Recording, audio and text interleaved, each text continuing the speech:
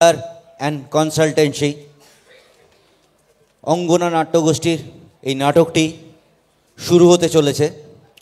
রচনা দীপনারায়ণ মণ্ডল, পরিচালনা ঝর্ণা প্রধান।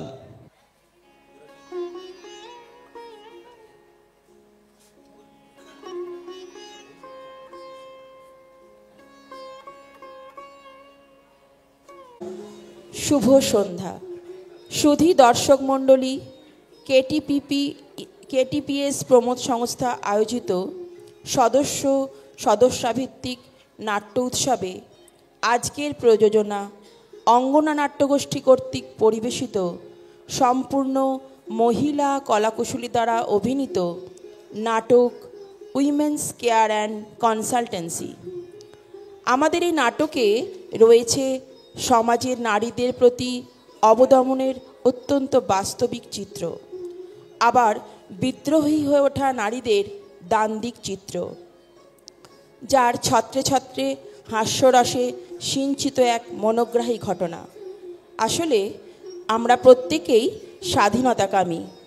যে কোনো শৃঙ্খল, যে কোনো বিধিনিষেধ আমাদের কাছে অস্বস্তির কারণ, অথচ সমাজকে সুশৃঙ্খলিত রাখতে কিছু নিয়ম নীতি, কিছু বিধিনিষেধ থাকতেই হয়। তৎসত্ত্বেও এমন কিছু বিধিনিষেধ আমাদের সমাজে প্রচলিত আছে, যার জন্য নারীরা আজও বিদ্রোহিণী হয়ে ওঠে। সেই বিপ্লবের পথে চলতে গিয়ে কোনো কোনো চরিত্র ভারসাম্যের মাত্রা অতিক্রম করে, স্বেচ্ছাচারিতার পথে নামে। সেই সবের দ্বন্দ্বময় ঘটনাক্রমই হল নাটকটির মূল প্রেক্ষাপট। আসুন আমরা উপভোগ করি নাটক উইমেন্স কেয়ার অ্যান্ড কনসালটেন্সি। রচনা দীপনারায়ণ মণ্ডল, নির্দেশনা ঝর্ণা প্রধান, আবহ সন্দীপ বৈদ্য, আলো অরুময় খাঁ ও তপন প্রামাণিক। বিভিন্ন চরিত্রে অভিনয় করেছেন মিসেস আশ, ঝর্ণা প্রধান, মিসেস দাস, মায়া বাগ, ওপালা, সুপর্ণা জানা, রাংতা সঙ্গীতা কর্মকার, দীপা কুহিলি মাইতি, চন্দনা সুজাতা রানা, রুমেলা কেয়া ঘোষ ও মহিলা এসআই পাপিয়া মণ্ডল। এবার আসুন সরাসরি নাটকে ফেরা যাক। আপনাদের কাছে একটি বিশেষ অনুরোধ, আপনাদের মোবাইল ফোনটি দয়া করে সাইলেন্ট মোডে রাখবেন। তাহলে শুরু করছি নাটক উইমেন্স কেয়ার অ্যান্ড কনসালটেন্সি।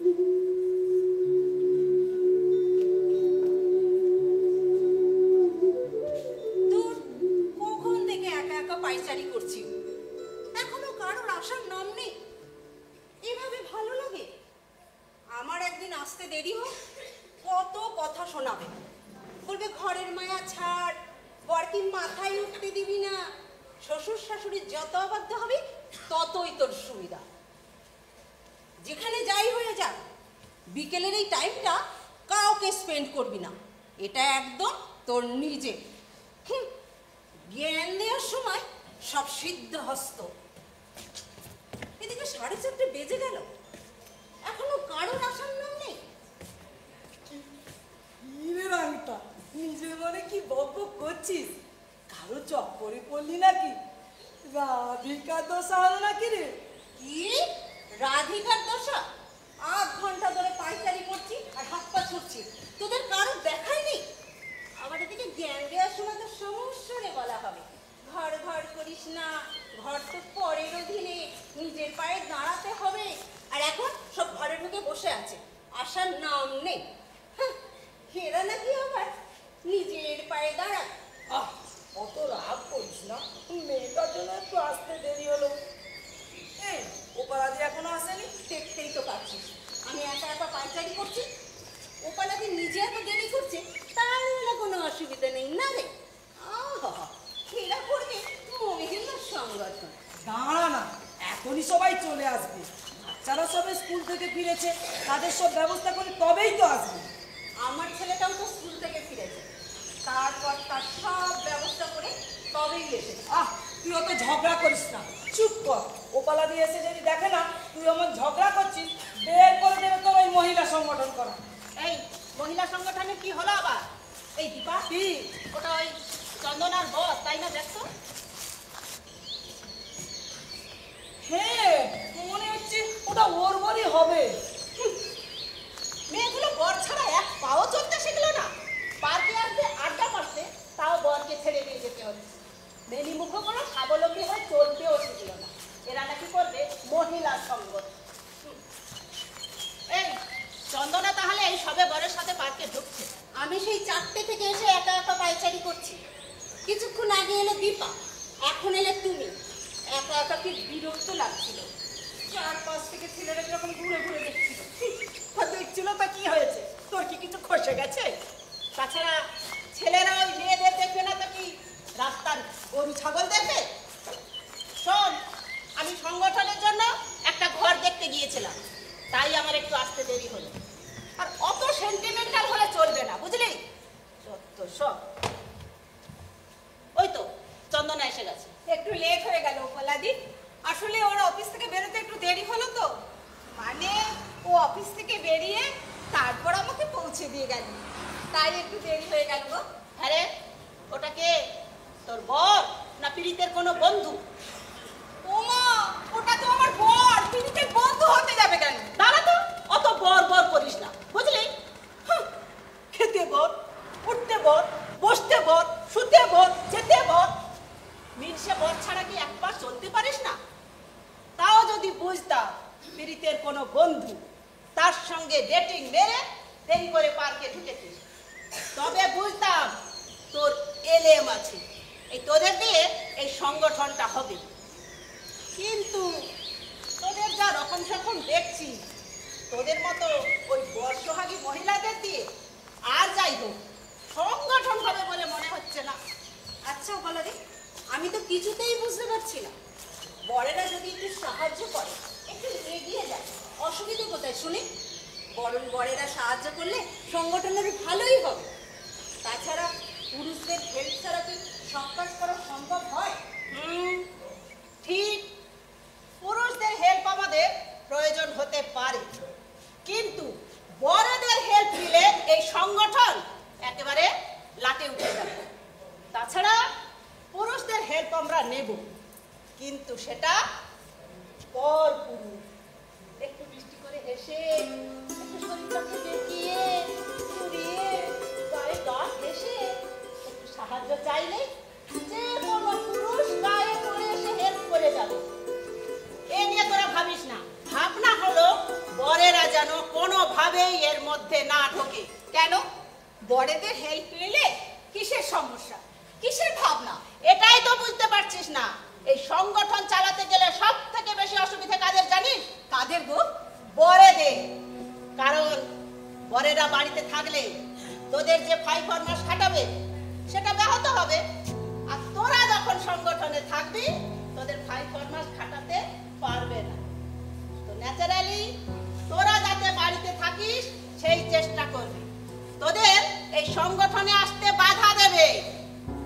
তারপর যদি শ্বশুর শাশুড়ি এরা থাকে তো কথাই নেই।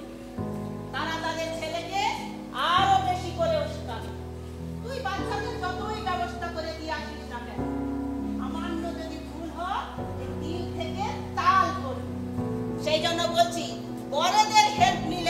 সংগঠন আর চলবে না।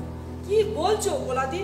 বরকে সংগঠনের সঙ্গে যুক্ত করলে বরং সংগঠনটাকে বুঝবে, বিভিন্ন কাজে হেল্প করবে, অযথা সন্দেহ করবে না। এটাই তো ভুল করছিস। অফিস থেকে এসে যখন চা পাবে না, খেতে বসে পছন্দের মেনু পাবে না, তখন তোর সংগঠনের পিন্ডি একেবারে চটকে দেবে। আর সন্দেহ কোনো অপশনই রাখবি, জাস্ট পাত্তা দিবি না। আর মহিলা সংগঠনে পুরুষদের নিয়ে সন্দেহ করা কি আছে রে? সে তো তুই চাইলেই ঘরে বসে ডেটিং মারতে পারিস। তার জন্য সংগঠন করার কোনো ভূমিকা নেই। আরে দিদি, তুমি যা বলছো তাতে এমনিতেই অশান্তি শুরু হয়ে যাবে। এই জন্যই তো বলছি, এত ঘর ঘর বর বর করিস না। এবার থেকে বরকে বুঝিয়ে দিবি তোরাও নিজের পায়ে দাঁড়াতে চাস, একেবারে নিজের পায়ে। বরেদের হেল্প আর তোরা নিবি না, সেটা এথিক্যালি হোক বা ফিনান্সিয়ালি। নিজের স্বাধীনতার ঘোষণা এইভাবেই করতে হয়, আর স্বাধীনতা অর্জন করে নিতে হয়। বুঝেছিস? তবেই তো সংগঠনটা স্বাধীনভাবে করতে পারবি। আর আর আর কি গোলাদি? আর আর নিজের বরকেও নিজের অধীনে নিয়ে চলে আসবি। তুমি যেরকম বলছো সেরকম স্বাধীনভাবে চলতে গেলে টাকা পয়সা লাগে, সেটা বর ছাড়া আর কোথায় পাবে শুনি? এই জন্যই তো আমাদের এই সংগঠন। আর দেখিস এই সংগঠন আমি কেমন কমার্শিয়ালি রান করাই, বুঝেছিস? নইলে বেফালতু সংগঠন করতে যাব কেন? আর শোন, এরপর একটা শুভ দিন দেখে সবাই চলে আসি। কোথায় গো? 420 নম্বর ময়রা স্ট্রিট। তারপর দেখ আগে আগে होता है क्या।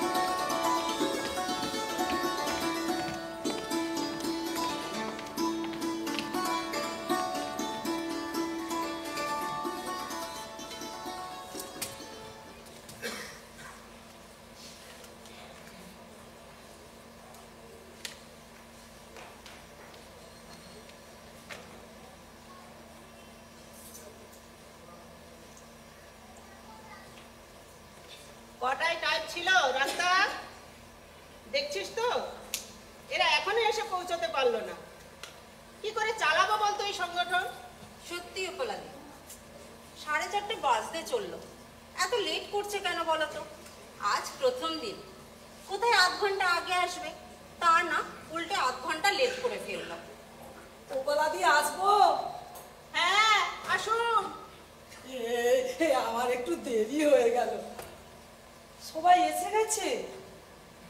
ওই চন্দনাকে দেখছি না তো। না, তিনি এখনই এসে পৌঁছাননি। ও বলাদি, রুম নিয়েছো? বাথরুম আছে তো? সত্যি ওপালাদি, এটা মেয়েদের অফিস, একটা বাথরুম থাকা খুব জরুরি। তোরা কি ভাবিস আমাকে? এসব চিন্তা আমার মাথায় নেই। তাছাড়া আমি তো জানি বরকে ছাড়া তোরা এখনো একা একা চলতে শিখিসনি।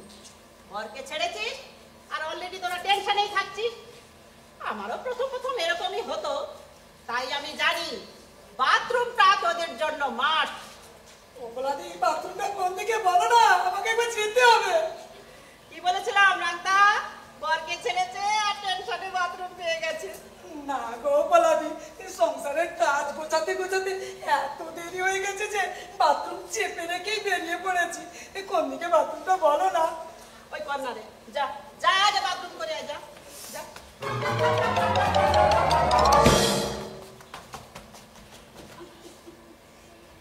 সত্যি ওপালাদি, এটা তুমি খুব ভালো করেছো, আমার মাথায় আসেনি। মেয়েদের জন্য একটা বাথরুম না হলে খুব সমস্যা। ছেলেদের অফিস হলে বাথরুম না হলেও চলতো। আরে দূর, ওদের কথা বাদ দে তো। ওদের তো ওই সারা বিশ্বটাই বাথরুম। থান কাল পাত্র জ্ঞান নেই, যেখানে সেখানে দাঁড়িয়ে পড়লেই হলো। কে দাঁড়িয়ে পড়ে গো পালাদি? আমি তো ছুটতে ছুটতে এলাম। দাঁড়াও। হ্যাঁ ঠিক আছে, এই তুমি সাবধানে যাবে। আদিকে হ্যাঁ, প্রায় ছুটতে ছুটতে এলাম, তাও দেখো না একটু দেরি হয়ে গেল গো পালাদি। এটা একটুখানি চন্দনা, পাক্কা 40 মিনিট লেট। এটা একটুখানি লেট? বুঝিস তো, সংসারে সব কাজ গুছিয়ে তবে আসবো তো। এত বুঝলে তো চলবে না ভাই। তাহলে আমাদের এই স্বপ্নের প্রতিষ্ঠান চলবে কি করে? সবাইকে এই টাইমে আসতে হবে। তাছাড়া ক্লায়েন্টরা সার্ভিস নিতে এসে যদি দেখে এখনো অফিস খোলেনি, তাহলে কাস্টমার ফিরে যাবে আর আমাদের এই প্রতিষ্ঠান কমার্শিয়ালি সাকসেস হবে না। আচ্ছা অপলাদি, তুমি ওই চন্দনাকে ভাই বলে সম্বোধন করলে কেন? তুমি যেখানে পুরুষদের সঙ্গ ছেড়ে স্বাধীনভাবে স্বনির্ভর হওয়ার কথা বলো, সেখানে পুরুষদের সম্পর্ক দিয়ে সম্বোধন করতে পারো না। এতে আমাদের নারীত্বের ধাক্কা লাগে। পুরুষের সম্বোধন মানে আবার নারীত্বে ধাক্কা লাগছে, ব্যাপারটা ঠিক বুঝলাম না। না মানে গোপালাদি চন্দনাকে ভাই বলে সম্বোধন করেছিল তো, তাই বললাম আর। You are absolutely right. হ্যাঁ, ভাই বলে সম্বোধন করাটা আমার উচিত হয়। এতে আবার পুরুষদের প্রতি একটু বেশি ইয়ে হয়ে যাচ্ছে, এই আর কি। আচ্ছা ঠিক আছে, সবাই বস।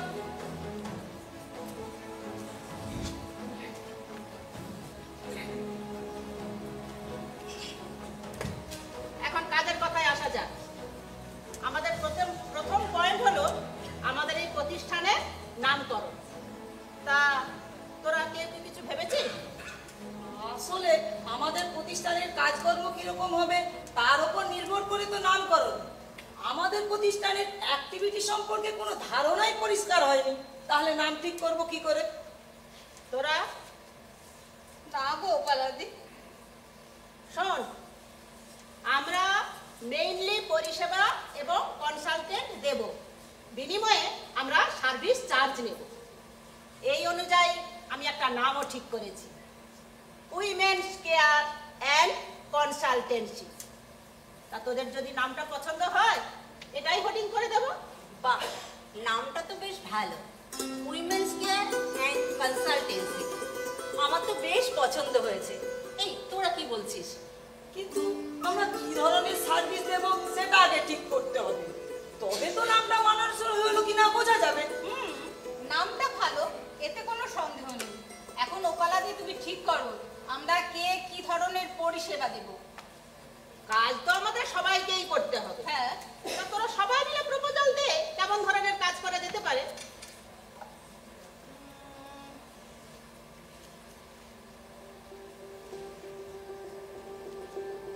যেমন ধরো কোনো ব্যক্তি পছন্দ মতো ফ্ল্যাট খোঁজ করছেন, কিন্তু নিজের সময়ের অভাবে খোঁজ করতে পারছেন না। আমরা ওই ব্যক্তিকে একটা পছন্দ মতো ফ্ল্যাট খোঁজ দিতে পারি, তার বিনিময়ে নেব সার্ভিস চার্জ। বাংলায় যাকে বলে দালালি, আর ইংরেজিতে কনসালটেন্ট ফি। এটা ভালো প্রপোজাল, এটা নেওয়া যেতে পারে। আর কোনো প্রপোজাল?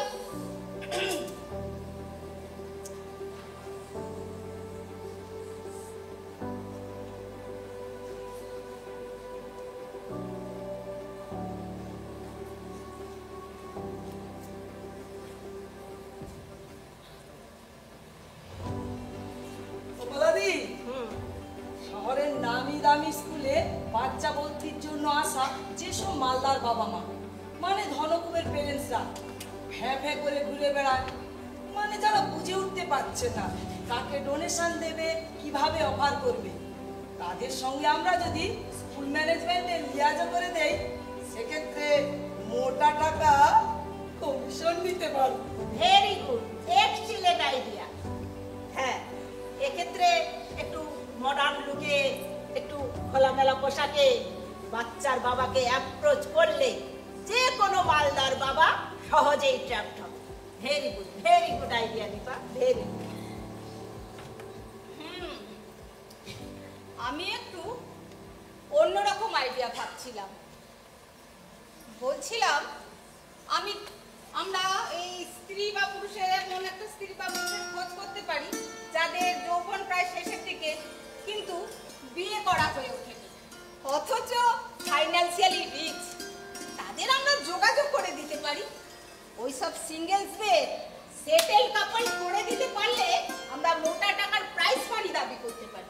সেক্ষেত্রে ওরা সানন্দে দেবে বলে আমার মনে হয়। এই আইডিয়াটাও বেশ ভালো, প্রচুর ক্লায়েন্ট হবে আর ভালো পয়সাও আমদানি হবে। আইডিয়াটা মন্দ নয়, কিন্তু সমস্যা একটা আছে। কি সমস্যা কলাদি? ধর, এমনও শুনেছিস তো যে দুজন আলাদা আলাদা বাচ্চার বাবা মা বাচ্চাকে স্কুলে পৌঁছাতে গিয়ে পরকিয়া করে পুরনো সংসার ফেলে নতুন সংসার পেতেছে। সেই নতুন পাপির সংসারে যে সন্তান এসেছে তাকে স্কুলে পৌঁছাতে গিয়ে কেউ আর কাউকে বিশ্বাস করছে না। এক্ষেত্রে আবার সেই রকম না হয়ে যায়। মানেটা ঠিক বুঝলাম না, এখানে আমাদের প্রতিষ্ঠানের সঙ্গে কি সম্পর্ক? ধর, তুই এমন একজন ক্লায়েন্ট খুঁজে পেলি, বেশ হ্যান্ডসাম এবং প্রচুর পয়সার মালিক। ভদ্রলোককে সার্ভিস দিতে গিয়ে তোর ভদ্রলোককে বেশ ভালো লেগে গেল, তুই তার প্রেমে পড়ে গেলি। এদিকে প্রচুর পয়সার লোভও সামলাতে পারলি না। তখন আমাদের এই কনসালটেন্সির কি হবে বুঝতে পারছিস? তোর ফ্যামিলি এসে সব ভেঙে গুড়িয়ে দিয়ে চলে যাবে। হ্যাঁ, কমলাদি, তুমি যে বলো না, বড়দের একটু মিষ্টি মিষ্টি কথা বলবো, অথবা ক্লায়েন্টের কাছাকাছি গিয়ে একটু ট্রাস্ট অ্যাচিভ করবো, ব্যাস এইটুকুই। আমাদের পয়সা নিয়ে দরকার, তাছাড়া আমার ঘরের কম কি আছে যে অন্য কারো প্রেমে পড়ে যাবো? এই জায়গাটা ধরে রাখতে পারলেই আমাদের এই ব্যবসা গম গম করে চলবে। তো লেটস স্টার্ট। হ্যাঁ, বলো। আমাদের প্রথম পয়েন্ট হলো, আমাদের এই প্রতিষ্ঠান সাকসেসফুলি রান করাতে গেলে কতগুলো হাতিয়ার প্রয়োজন। আই মিন সাপোর্টিং টুল। এই যেমন ধর, একজন দুধে উকিল, একজন পতিতদশা ডক্টর, একজন এসপি অর্থাৎ পুলিশ সুপার, লোকাল থানার ওসি, এমএলএ, এমপি, এদের সবার সঙ্গে ঘনিষ্ঠ সম্পর্ক তৈরি করতে হবে, যাতে বিভিন্ন রকম কেস হ্যান্ডেল করতে গেলে এদের সাপোর্ট আমাদের কাজে লাগাতে পারি। কিন্তু এনাদের সাথে সম্পর্ক তৈরি করব কি করে?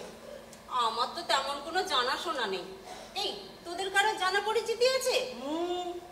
এ ব্যাপারে আমার খুব ক্লোজ একজন হাইকোর্টের উকিল আছে, মানে আমার নিজের জামাইবাবু হাইকোর্টের উকিল, যথেষ্ট নামি দামি উকিল। জামাইবাবুকে বললেই হবে, সালির কথা ফেলতে পারবে না। এই তো হাতের কাছে একটা টুল পাওয়া গেল। চন্দনা, হ্যাঁ? তোর কোনো সোর্স? না গো পালাদি, আমার এক খুঁড়তো নন্দাই, যদিও পুলিশের এসআই, তবে সে সোর্স কোনো কাজেই লাগবে না, কারণ ওরা জলপাইগুড়িতে থাকে। তবে বাদ দে, আমরা হলাম মডার্ন লেডি। যদি একটু হাই হুই করিস, একটু দাদা বা স্যার বলে গায়ে গা ঘেঁষিস, তাহলে সব বাবুই কাবু হয়ে যাবে। আরে আমি তো আছি, দেখিস কেমন ড্যাশ মারতে হয়। ওসব ভাবিস না, সব ভাবনা আমার এই ভ্যানিটি ব্যাগে। হ্যাঁ ঠিক ঠিক। আচ্ছা বল্লাদি, আমাদের অফিস আওয়ার্স কি হবে? তা তোরাই বল না অফিস আওয়ার্স কি হবে?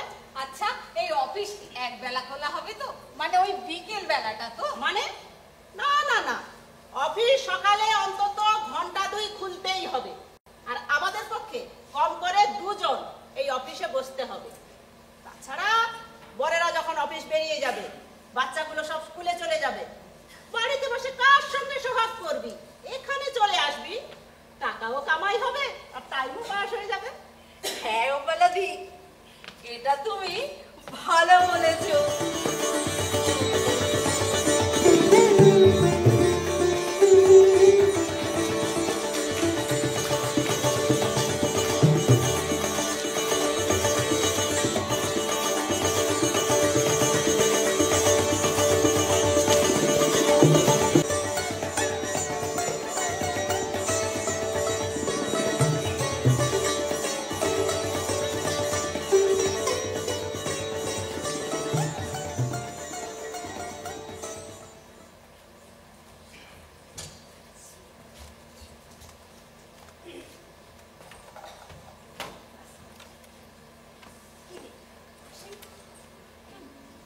আসতে পারি?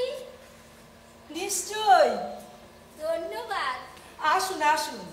নমস্কার। নমস্কার। প্লিজ প্লিজ বসুন।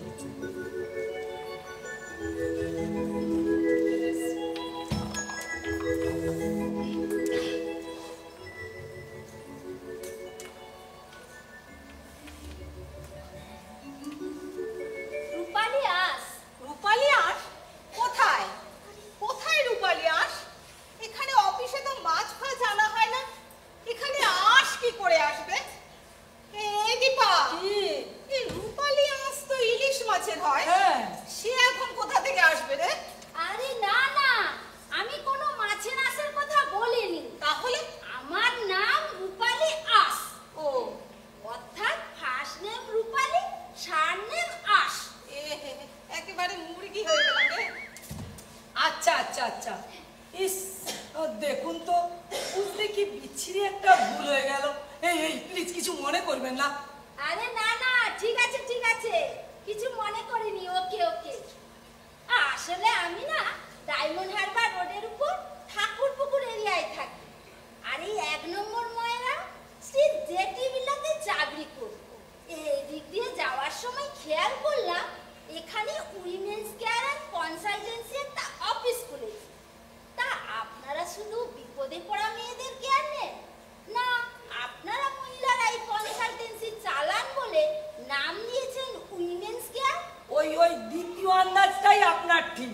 আচ্ছা, এখন আপনার সমস্যাটা বলুন মিসেস। রূপালী আস। হ্যাঁ হ্যাঁ হ্যাঁ, অ্যাকচুয়ালি আমি জানতে এসেছি আপনারা কি ধরনের সার্ভিস অর্থাৎ পরিষেবা দিয়ে থাকেন। দেখুন, সার্ভিস হোল্ডার মহিলাদের অনেক রকম সমস্যা আছে, সেরকম আমারও অনেক রকম সমস্যা আছে। তা আপনাদের প্রতিষ্ঠান সম্পর্কে ধারণা থাকলে আমি আমার সমস্যা সমাধানের জন্য আসতে পারি। তাই বলছিলাম, আমাকে যদি একটু বলেন আপনারা কি ধরনের সমস্যা সমাধান করে থাকেন। দেখুন মিসেস আশা। আস আস, আশা নয় আস। ও সরি সরি সরি। দেখুন মিসেস আস, যেমন ধরুন আপনি আপনার বাচ্চাকে একটা নামী ভালো স্কুলে ভর্তি করতে চান, অথচ পারছেন না, ডোনেশন দিতেও রাজি, অথচ কাকে দেবেন কিভাবে দেবেন বুঝে উঠতে পারছেন না। আপনি আমাদের কাছে চলে আসুন, সব সমস্যার সমাধান হয়ে যাবে। আমরা আপনাকে সমস্ত লিয়াজও করে দেব, বিনিময়ে সার্ভিস চার্জ সামান্যই নেব। বাচ্চা নিয়ে আসলেই ভর্তির ব্যবস্থা করে দেবেন? সেটা নির্ভর করবে আপনি আপনার বাচ্চাকে কোন স্কুলে ভর্তি করতে চান, কত টাকা ডোনেশন দিতে পারবেন এসবের উপর। কারণ আমাদের হাতেও নির্দিষ্ট সংখ্যক সিট রিজার্ভ থাকে। সাপোজ ধরুন ওই লা মাটিরে আমাদের হাতে 10টা আছে, আপনি যখন এলেন তখন আরো 14টা বাচ্চা লাইন দিয়ে দিয়েছে। সেক্ষেত্রে ফার্স্ট কাম ফার্স্ট সার্ভ, যারা প্রথমে এসেছে তারাই তো প্রেফারেন্স পাবে। আমাদের এখানে অনেক প্রিভিকুইং সিস্টেম আছে। আপনি আপনার বাচ্চাকে যে স্কুলে ভর্তি করতে চান সেই স্কুলের নামে ক্লাস অনুযায়ী অনেক আগে থেকে বুক করে রাখতে পারেন। সেক্ষেত্রে আপনার প্রেফারেন্স আগে হবে। প্রি বুকিং, প্রি বুকিং, এই প্রি বুকিং ব্যাপারটা ঠিক ক্লিয়ার হলো না, একটু পরিষ্কার করে বলবেন? ধরুন আপনি কনসিভ করেছেন, আপনার বাচ্চা ছেলে কিংবা মেয়ে যাই হোক, সে লামাটিনে পড়বে বলে 5,000 টাকা দিয়ে প্রি বুকিং করে গেলেন। ব্যাস নিশ্চিন্তে থাকুন, বাচ্চার বয়স 3 বছর হলে নিয়ে চলে আসুন, ভর্তি হয়ে যাবে। ব্যাপারটা এইরকম। বাহ, বেশ সুবিধা তো, টাকা দিলে কোনো টেনশন নেই। আচ্ছা, আপনারা আর কি কি সার্ভিস দিয়ে থাকেন? সব রকম। যেমন ধরুন আপনি এমন এক জায়গায় ফ্ল্যাট খুঁজছেন, সেখান থেকে দিল্লি, মুম্বাই, চেন্নাই, ব্যাঙ্গালোর সব শহর কাছে হয়, আমরা আপনাকে তেমন ফ্ল্যাটই খুঁজে দেব। আবার ধরুন এক মিনিট, দিল্লি, মুম্বাই, চেন্নাই সব শহর কাছে হবে, সেটা কিভাবে সম্ভব? হ্যাঁ, সম্ভব তো। আমরা আপনাকে দমদম এয়ারপোর্ট লাগোয়া ফ্ল্যাটের ব্যবস্থা করে দেব। আপনি পায়ে হেঁটে হেঁটেই এয়ারপোর্টে ঢুকে যাবেন। রিপোর্টিং টাইমের 15 মিনিট আগে বেরিয়েই এয়ারপোর্টে ঢুকে যাবেন। ফ্লাইট আপনার যখনই হোক, ওই আগের দিন এসে হোটেলে থাকা বা ট্যাক্সি ভাড়া এসব কিছুই লাগবে না। যে কোনো শহর এর থেকে কাছে আর কিভাবে হবে বলুন? আরে তাই তো, এটা তো আগে ভেবে দেখিনি। এরকম আরো অনেক সার্ভিস আমরা দিয়ে থাকি যা আপনি আগে কখনো ভাবেননি। যেমন ধরুন আপনার নামকরা কোনো আর্জেন্ট হার্ট স্পেশালিস্ট অথবা নিউরো সার্জেন্টের অ্যাপয়েন্টমেন্ট দরকার, কিন্তু 5-6 মাসের আগে আপনি বুকিং পাচ্ছেন না। ততদিন অপেক্ষা করলে পেশেন্টের এক্সিডেন্ট কিছু হয়ে যেতে পারে। সেক্ষেত্রে আমরা আপনাকে 8-10 দিনের মধ্যে অ্যাপয়েন্টমেন্ট করিয়ে দিতে পারি। তবে ফিজটা একটু বেশি লাগবে। এই সার্ভিসটাই আমার কাছে কার্যকারী হবে। জানেন তো, আমার শাশুড়ি আজ 1 মাস হলো বিছানা শয্যায়, সারা শরীর প্যারালাইজ, শুধু ব্রেনটা কোনো রকম কাজ করছে, নিউরো সমস্যা। ওনাকে আমরা ডক্টর তাপস সেনকে দেখাতে চাই। ডক্টর তাপস সেন ওয়ার্ল্ডে বড় বড় শহরগুলোতে মাসে 1 বার করে চেম্বার করে, কলকাতাতেও মাসের 3rd উইকে রুগী দেখে। ওনার একটা অ্যাপয়েন্টমেন্ট করিয়ে দিতে পারবেন? হ্যাঁ, কেন পারবো না, নিশ্চয়ই পারবো। আরে আমরা তো এই জন্যই বসে আছি। আচ্ছা, ডক্টর সেন কলকাতায় কোথায় বসছেন আপনি কি জানেন? অবশ্য না জানলেও কোনো অসুবিধা নেই, আমরা ঠিক জেনে নেব। এখন শুধু বলুন আপনার কবে নাগাদ অ্যাপয়েন্টমেন্ট লাগবে। এ ব্যাপারে হ্যাঁ, আমার হাজবেন্ডের সঙ্গে আলোচনা করে নিয়ে আপনাদের অফিসে আসবো। আচ্ছা, আসলে আমার শাশুড়ি মার অনেক বয়স, তা 80-82 বছর তো হবে, এমনিতে টিকবে বলে মনে হয় না। শ্বশুর মশাই তো আগেই গত হয়েছে। শ্বশুর বাড়ি প্রচুর সম্পদ, শরিকি দাবিদাররা সব ওত পেতে আছে। মা যদি একটু উঠে বসতে পারে, সই সাবুত করতে পারে, তাহলে একটা নমিনি উইল করে নিতে পারে। তাহলে টাকা পয়সা আর যা সম্পত্তি আছে তা পেতে আর আমাদের ঝামেলা থাকে। তাই ভাবছিলাম ডক্টর তাপস সেনকে দেখালে যদি কোনো উপায়ে মা শাশুড়ি মাকে একটু সুস্থ করে তুলতে পারে। ও আই সি। হ্যাঁ, তা যদি অনেক সম্পত্তি পান, তাতে একটু বেশি খরচা করে ডক্টর সেনের অ্যাপয়েন্টমেন্ট নিতেই পারেন। আবার ধরুন আপনার শাশুড়ি মা সুস্থ হতে শুরু করলো আর আপনারা উইলটা করিয়ে নিলেন, সম্পত্তি আপনাদের হাতে চলে এলো, আর ওদিকে আপনার শাশুড়ি মা ধীরে ধীরে সুস্থ হয়ে হাঁটা চলা করতে শুরু করলো। আপনারা সারাদিন কাজে ব্যস্ত, দুজনেই চাকরি করেন। সুস্থ মানুষ মানুষের একাকিত্ব কিন্তু বেশি বেদনাদায়ক। সেক্ষেত্রে আপনার শাশুড়ি আবার বিয়ে দিতে পারে। হট, কি বলছেন কি? হ্যাঁ, আমি ঠিকই বলছি।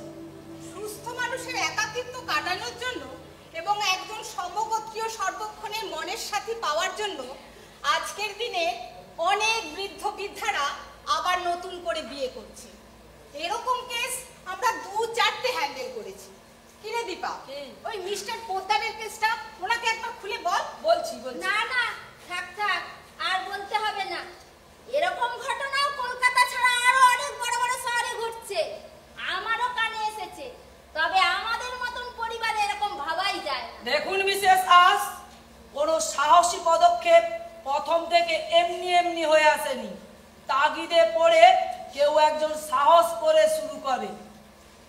তাছাড়া আপনার শাশুড়ি মাকে যার সঙ্গে বিয়ে দেবেন তার সম্পত্তিও তো আপনারা পেয়ে যেতে পারেন। আরে ম্যাডাম, চিন্তা করবেন না, পাত্র তো আমরাই খুঁজে দেব, তেমন পাত্রই দেখে দেব। আচ্ছা আচ্ছা, সে অনেক দূরের ভাবনা।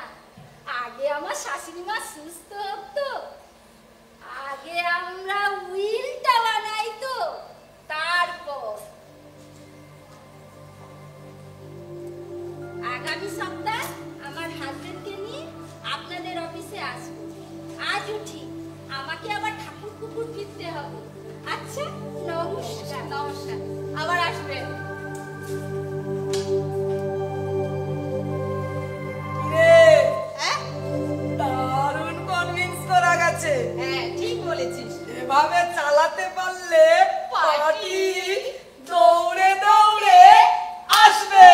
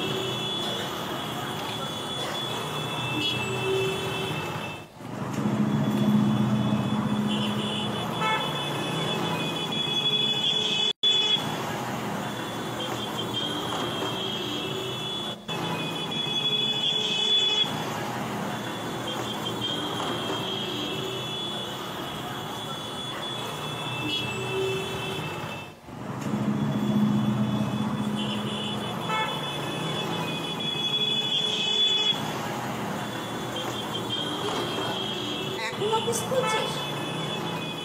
আরে গোপালাদি এখন আসেনি? না, এই তো অফিস করলাম, গোপালাদি এখনো আসেনি, এসে যাবে এখনই। তুই বস।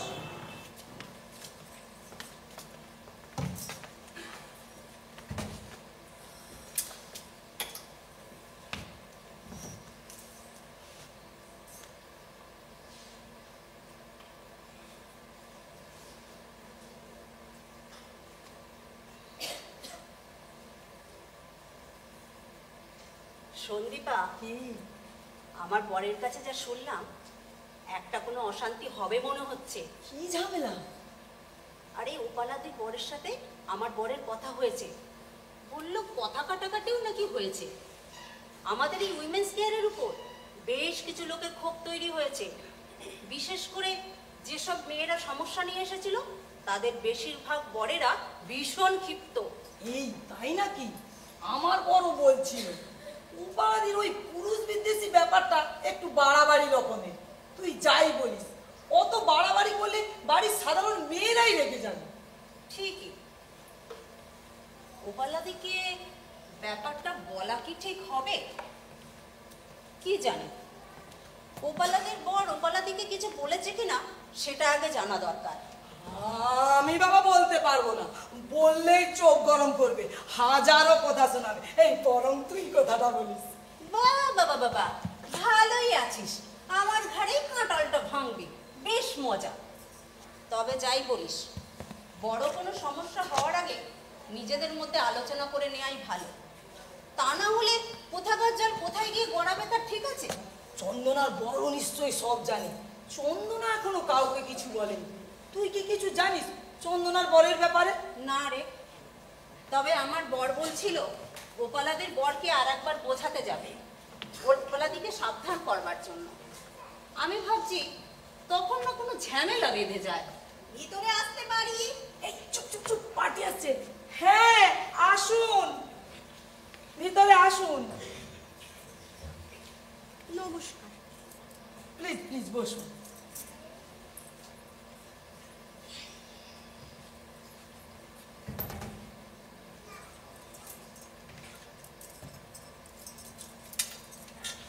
আপনারা কোথা থেকে আসছেন? আমরা শিয়ালদা থেকে আসছি। শিয়ালদা বাস স্ট্যান্ডের কাছাকাছি পরীক্ষিত রায়নি থাকি। আর ইনি হচ্ছেন আমার মা স্বর্ণা, আর আমি রুমেলা। নমস্কার, আমি দীপা, আর দীপা মুন্সি। আরো রাস্তা সৎপতি। হ্যাঁ বলুন, আপনাদের আসার কারণ বলুন।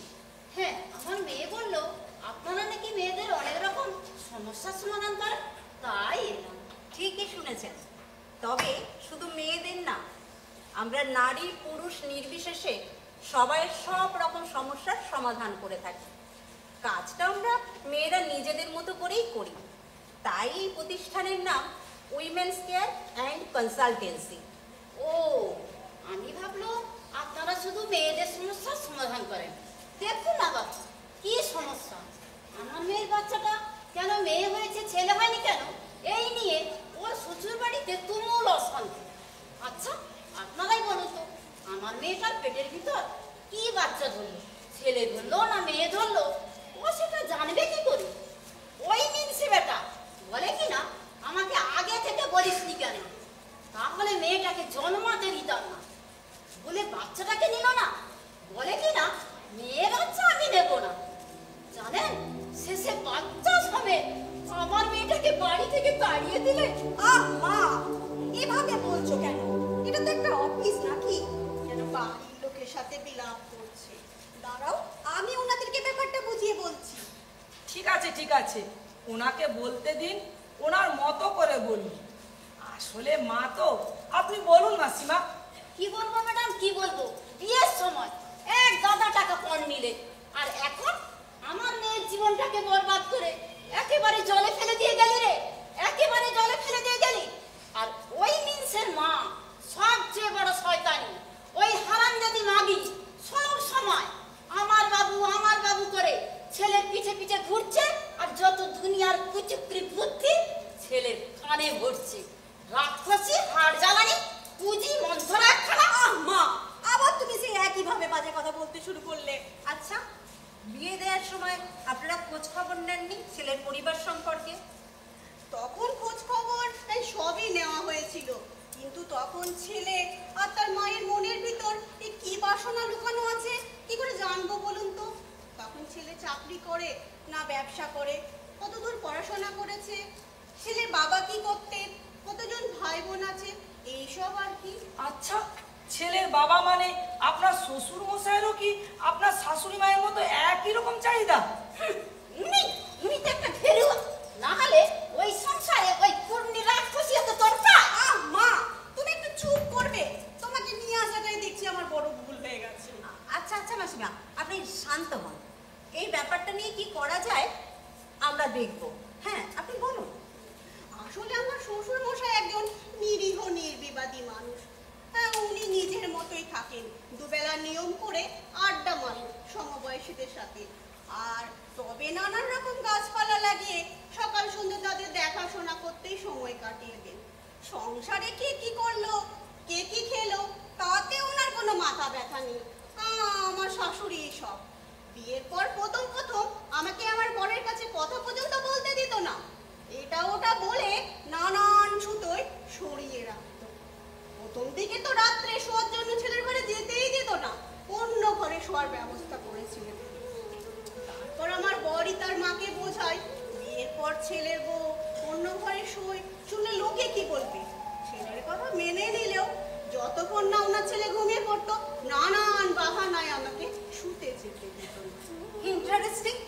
আপনার হাজবেন্ডও কি মায়ের কথা মতোই চলতেন নাকি?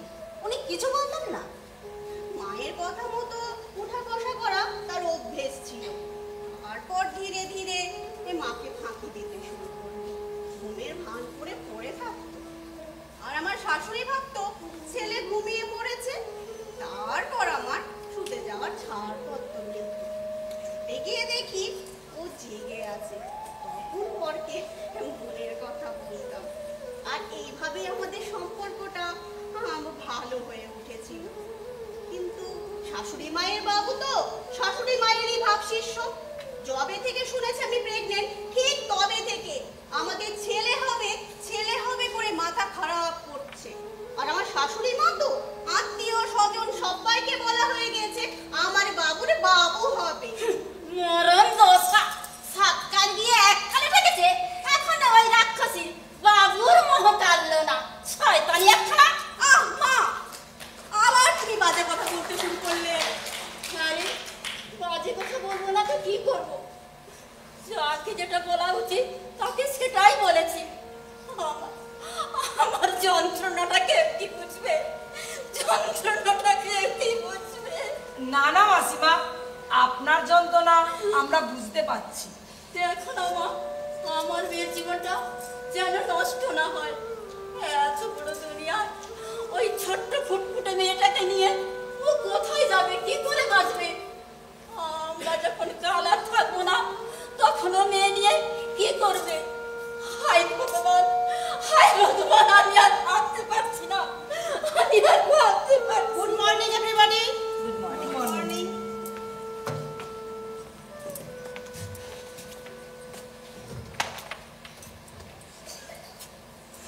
আরে বসুন বসুন বসুন।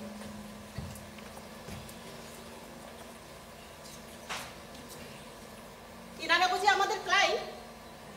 হ্যাঁ, উনি সর্বাণী দাস। আর ইনি ওনার মেয়ে, কি যেন নাম বললেন? রুমেলা মিত্র। হ্যাঁ, রুমেলা মিত্র। আর ইনি আমাদের সিনিয়র কনসালটেন্ট মিসেস ওপালা মুখার্জি। দিদি, ওনাদের কেসটা শোনো, বেশ ক্রিটিক্যাল। হ্যাঁ বলুন, আপনাদের প্রবলেমটা বলুন। ম্যাডাম, আমার মেয়েটা যদি মা, একটা তুমি থামবে, আমি তো ব্যাপারটা বুঝিয়ে বলছি। হ্যাঁ, আসলে ম্যাডাম, আমার বাপের বাড়ি হচ্ছে শিয়ালদায় আর শ্বশুর বাড়ি সুভাষ গ্রামে। শ্বশুর বাড়ির আর্থিক অবস্থা বেশ ভালো, কিন্তু ওনাদের মানসিকতা সেকেলে টাইপের। এখনো ওদের বাড়িতে শিবরাত্রির দিন নির্জলা উপবাস থেকে স্বামীকে পুজো করতে হয়। মেয়েদের নানা রকম ব্রত করতে হয়।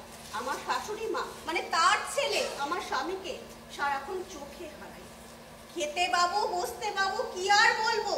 আমার স্বামীর যা যা দরকার সব আমার শাশুড়ি মা নিজের হাতে দেবেন। সেখানে কাউকে নাক গলাতে দেয় না। হ্যাঁ, এমনকি আমার শ্বশুর মশাইকেও না। আর বুঝতেই পারছেন, আমি তো পরের বাড়ির মেয়ে। আমাকে আমার স্বামীর কোনো ব্যাপারে ইন্টারফেয়ার করতে দেওয়া হয় না। পাছে ওনার ছেলে যদি আমার উপর নির্ভরশীল হয়ে পড়ে, যদি ছেলে হাতের কন্ট্রোল থেকে বেরিয়ে যায়। আপনার হাজবেন্ডরা ভাই বোন কয়জন? উনি তো বাপ মায়ের একটি আলালের দুলা। মা থামো না, আমি তো বলছি। ওর ওপর ওর দুই দিদি আছে। ওদের যেখানে বিয়ে হয়েছে অবস্থা মোটামুটি বেশ ভালো। এই বছরে আমি যা বুঝেছি, আমার শাশুড়ির মায়ের ওপর মানে তার দুই মেয়ে আমার ননদরা বেশ বিরক্ত।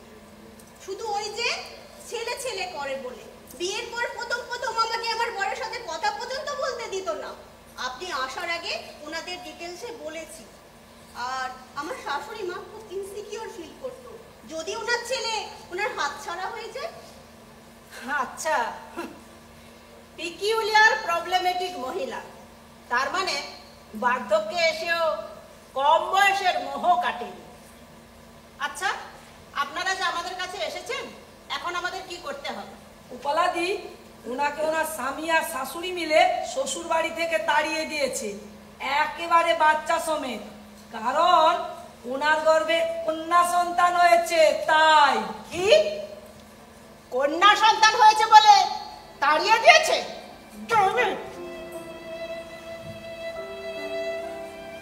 মেয়েরাই মেয়েদের এত বড় শত্রু পৃথিবীর আর কোন সমাজে আছে? মেয়েরাই যদি মেয়েদের এইভাবে ডিপ্রাইভ করে, মেয়েরা কোনোদিনও মাথা তুলে দাঁড়াতে পারবে? আচ্ছা, আপনারা কি চান, ওই বাড়িতে ফিরে যেতে, নাকি নাকে দড়ি দিয়ে টানতে টানতে খরপোশ আদায় করতে? না না ম্যাডাম, না, আমরা চাই আমার মেয়ে তার স্বামীর সঙ্গে ঘর সংসার করুক। ওসব ডিভোর্স খরপোশ কিছুই চাই না। আপনি বরং সেই ব্যবস্থাই করে দিন, যাতে আমার মেয়ে তার নিজের অধিকারে ফিরে গিয়ে আমার স্বামী ও সন্তান নিয়ে ঘর সংসার করতে পারে। হ্যাঁ, কি আর করবেন, ভারতীয় মধ্যবিত্ত বাড়ির মেয়েরা এর বাইরে কোনোদিন ভেবেছে না ভাবতে চেষ্টা করেছে? সেই কোন ছোটবেলায় বর বউ বিয়ে দিয়ে পুতুল খেলা শুরু হয়েছে। সিনেমা, সিরিয়াল, সেগুলোও তো সেই বর বউ খেলা। আর সিরিয়ালগুলো তো আরো ডেঞ্জার। সেখানে আবার একজন নায়িকার বরকে নিয়ে দুজন তিনজন মহিলা টানাটানি একেবারে মাস। এই রকম সিকোয়েন্স না থাকলে নাকি সিরিয়ালের টিআরপি ওঠে না। আর বাবা মারাও তেমনি, মেয়ের একখানা বিয়ে দিতে পারলেই সব দায়িত্ব শেষ। সবার সেটিং কি আর ঠিকঠাক হয়?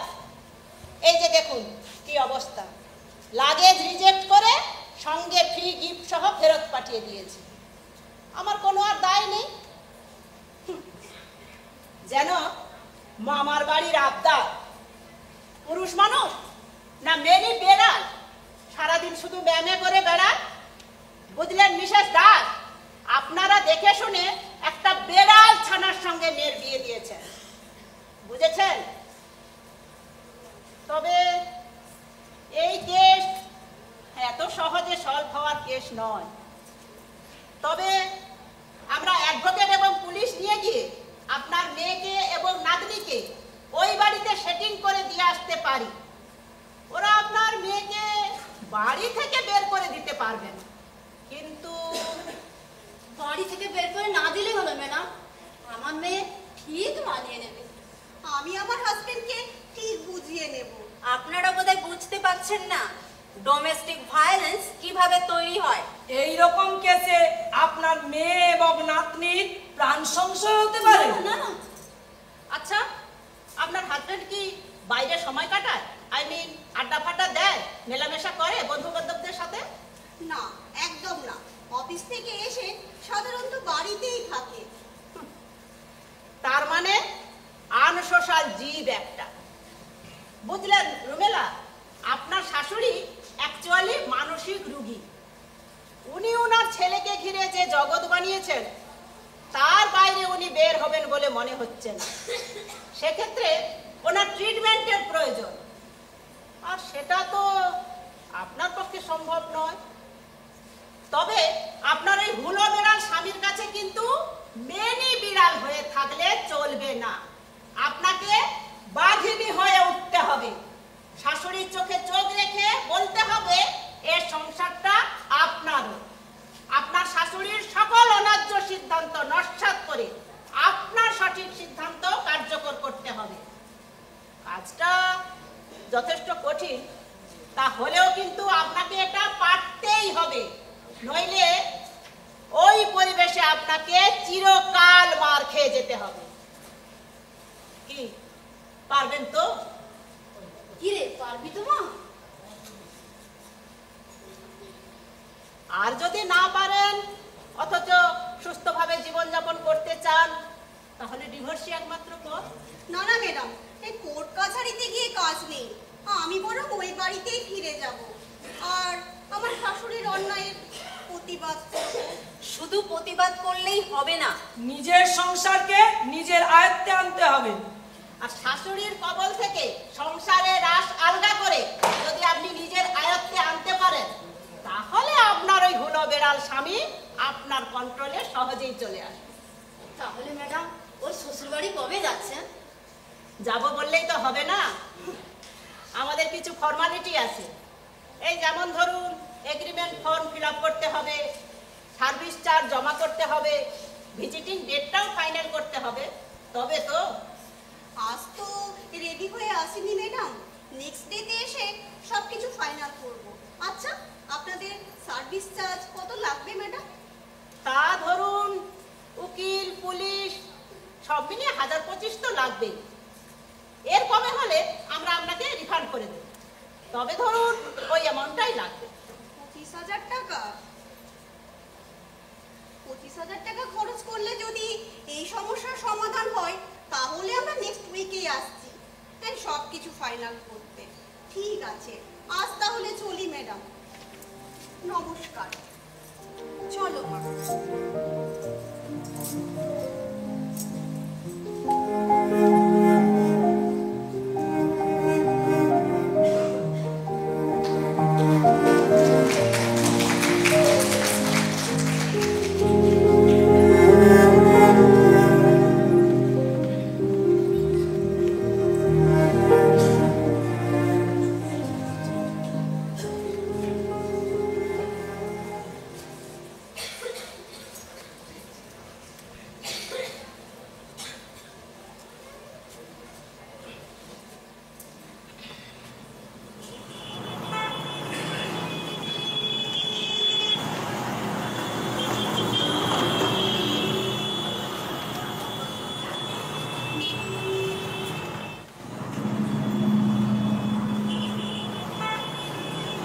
বুঝলে বলাদি, এই সংসারে থেকে অফিস করাটা ভীষণ কঠিন।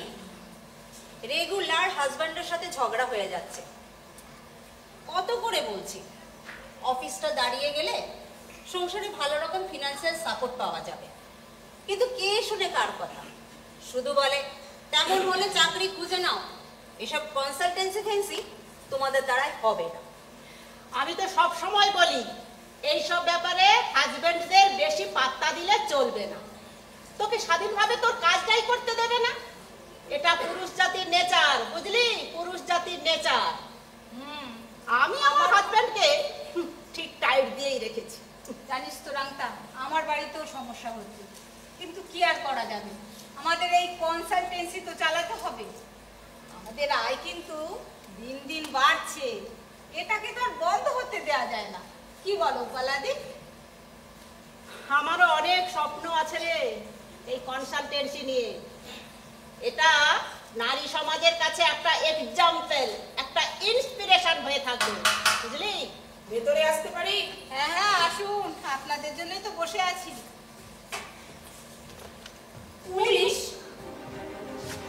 এটাই আপনাদের 420 নম্বর ময়রা street women's care and consultancy? Yes madam, yes. আসুন ম্যাডাম, বসুন, আসুন, বসুন।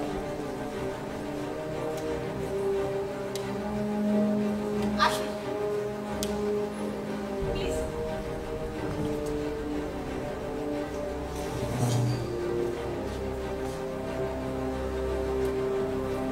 কি করেন ম্যাডাম? ঠান্ডা না গরম? মানে এই চা না কফি? নো থ্যাঙ্কস, কিছু লাগবে না। হ্যাঁ বলুন ম্যাডাম, আমরা আপনার কি সেবা করতে পারি? আপনারা এখানে কি ধরনের পরিষেবা দেন? ম্যাডাম, আমরা এখানে সবার সব রকম সমস্যার সমাধান করে থাকি। এই ধরুন কোনো মহিলা পরিবারে অত্যাচারিত হচ্ছে, অথবা কোনো বাচ্চাকে তার বাবা মা তাদের পছন্দ মতন স্কুলে ভর্তি করতে পারছে না, বা ধরুন ওভার এজেড সিঙ্গেলসদের জন্য উপযুক্ত পার্টনার খুঁজে তাদের বিয়ের ব্যবস্থা করে দেওয়া, এই সবাই। ও, ঘটকালিও করেন? না ম্যাডাম, এটা ঠিক ঘটকালি নয়।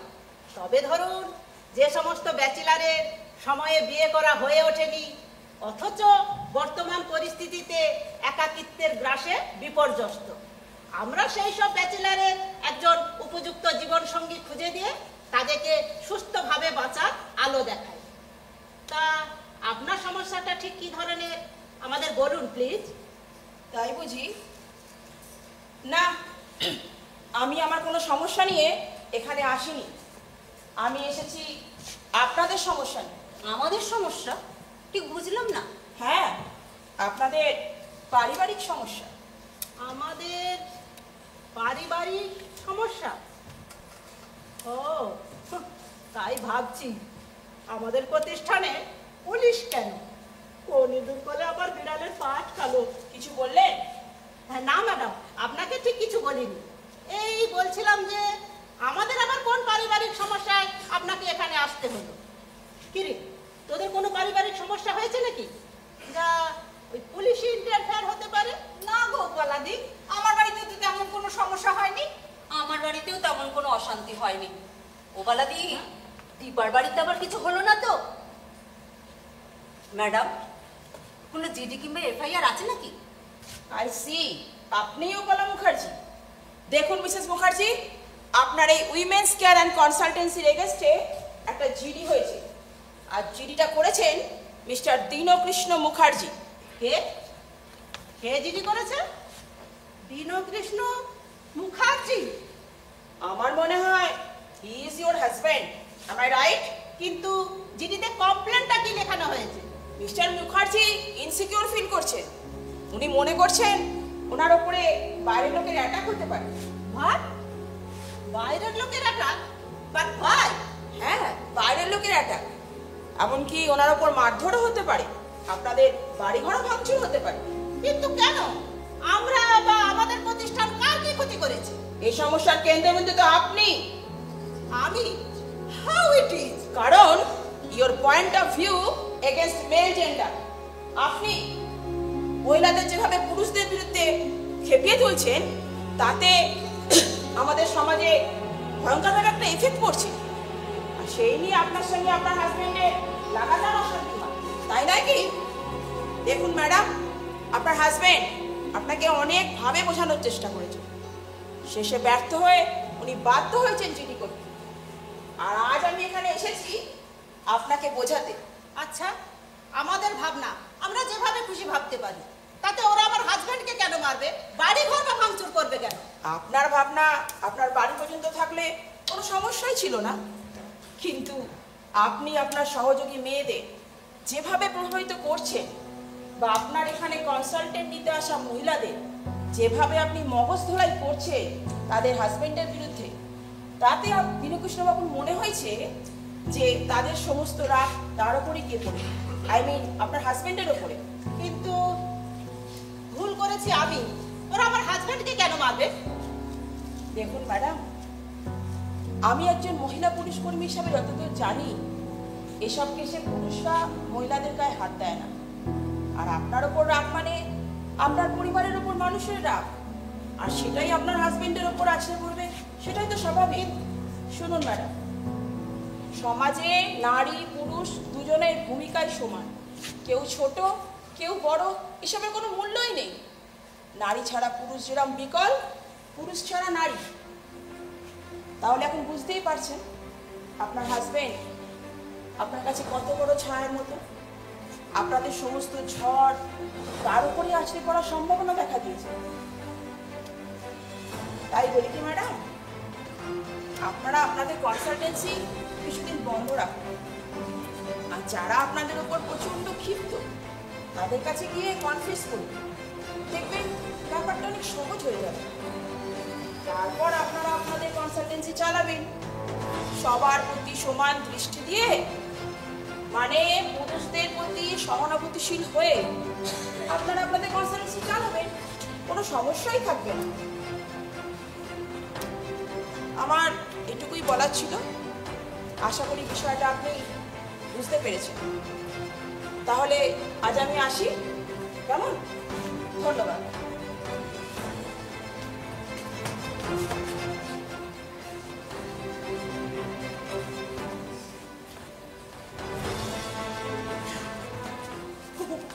পুলিশ!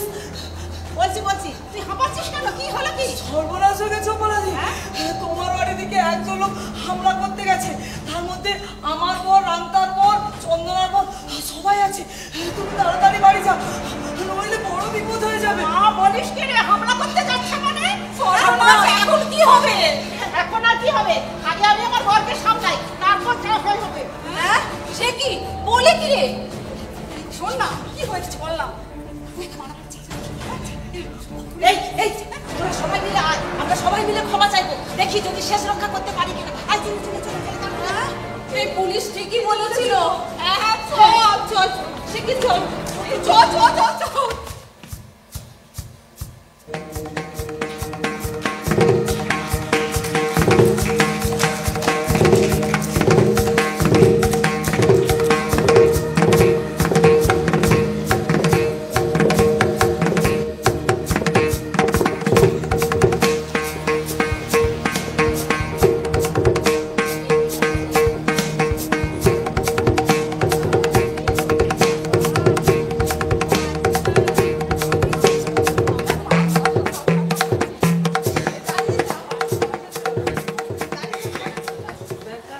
নমস্কার। আপনারা দেখলেন অঙ্গনা নাট্যগোষ্ঠী নাটক উইমেন্স কেয়ার অ্যান্ড কনসালটেন্সি। নাট্যদলের সমস্ত কুশীলবকে আমরা অনুরোধ করব মঞ্চে আসার জন্যে।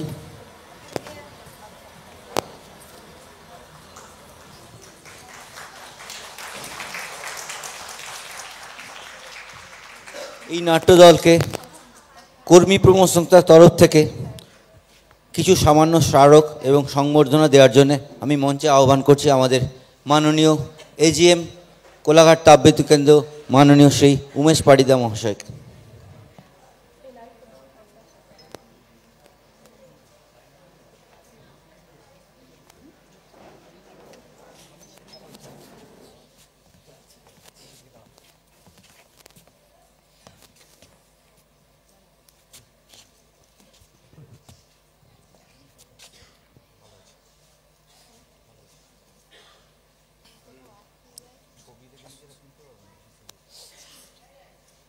আমরা একটি সুন্দর নাটক দেখলাম এবং দর্শকরা আশা করি খুব উপভোগ করেছেন।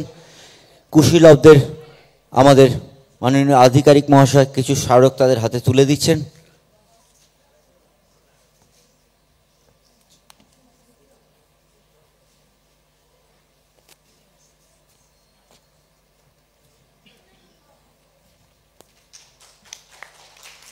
আপনারা করতালি দিয়ে তাদের উৎসাহিত করুন। আপনাদের উৎসাহ এবং প্রেরণায় ভবিষ্যতে এদের পাথেয় হয়ে থাকবে।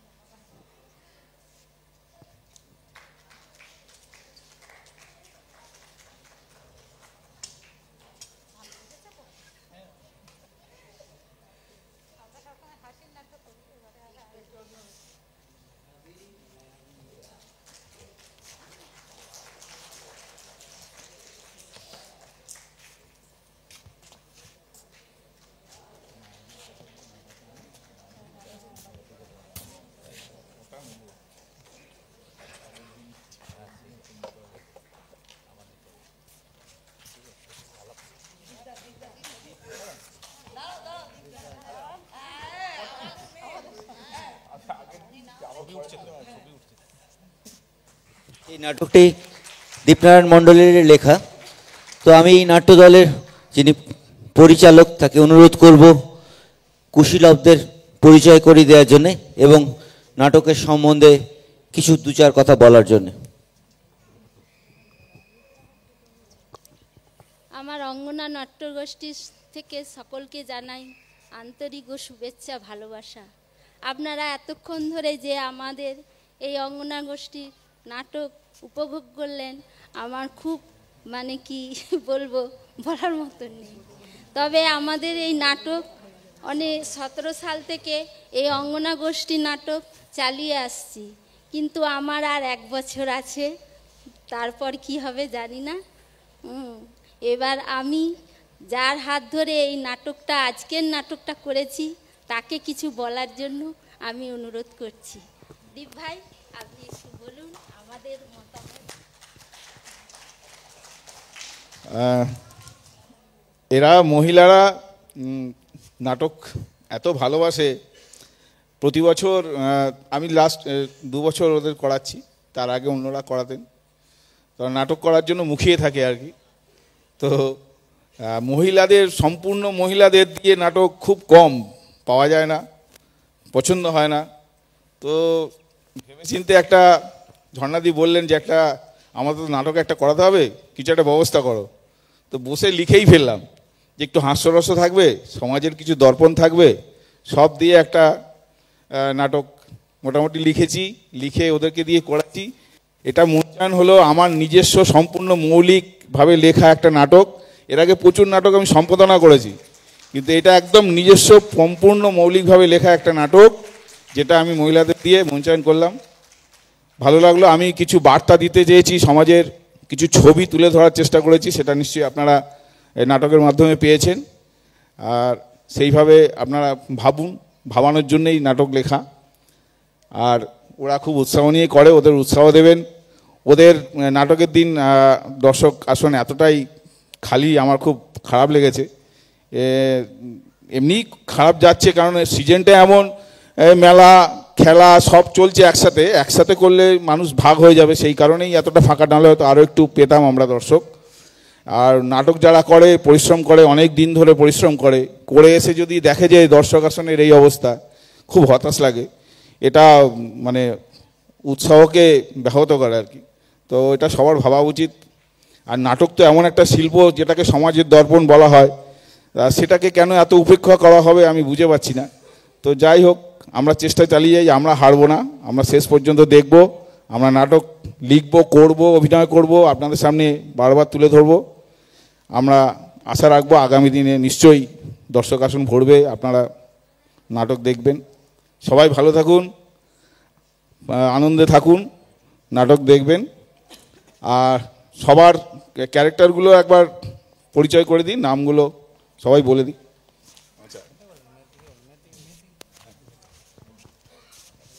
সুপর্ণা জানা, সুজাতা রানা, রাংতার চরিত্রে সঙ্গীতা কর্মকার, দীপার চরিত্রে আমি কুহেলি মাইতি, মিসেস দাসের চরিত্রে আমি মায়া বাগ, আমি মিসেস আস ঝর্ণা প্রধান, পাপিয়া মণ্ডল, রুমেলার চরিত্রে কেয়া ঘোষ। ধন্যবাদ দর্শক মণ্ডলীকে আমাদের সঙ্গে এত সঙ্গ দেওয়ার জন্যে এবং সঙ্গে থাকার জন্যে। ধন্যবাদ অঙ্গনা নাট্যগোষ্ঠীর সকলকে। আগামীকাল আমাদের ৫ম দিনের প্রদর্শন হীরক রাজার দেশে। একইভাবে আপনাদের কাছ থেকে আমরা আপনাদের সহযোগিতা এবং সমর্থন আশা করব। ধন্যবাদ, শুভরাত্রি।